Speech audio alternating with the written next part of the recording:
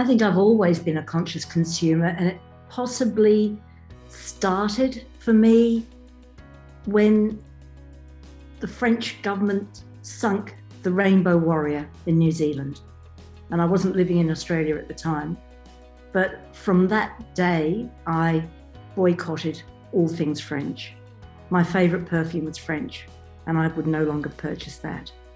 And I think that incident changed my purchasing, my consumerism, and changed my behaviour. I've been on an environmental path for decades, actually, which was started by the climate change issue, I think. And so I've been aware of that for much longer than perhaps the average person. And when I had grandchildren, I think that might have been a real watershed moment when the grandchildren started coming along, and I started getting tremendously concerned about the world they were going to inherit. Living simply has been one of my approaches to life. I very much like making repairs of things so that they keep working. I'm a bit of an avid non-consumer as far as things like clothes are concerned. I'd much rather darn holes in a sweater that I've had for 20 years rather than buying a new one.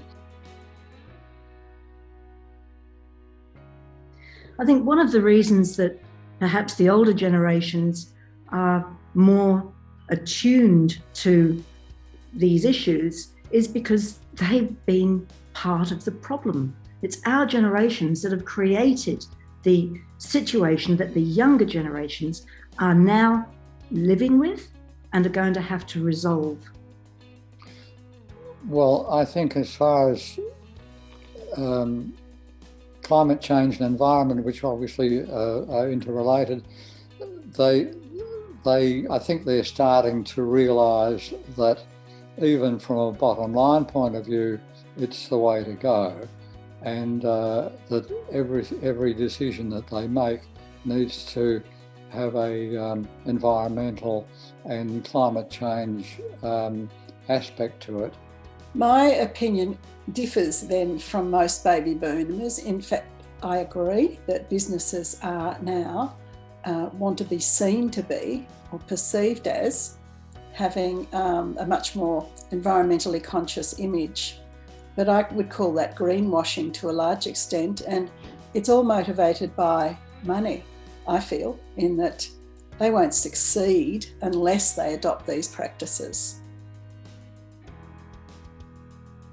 Think about future generations before you make any decision. That should be at the forefront of your mind.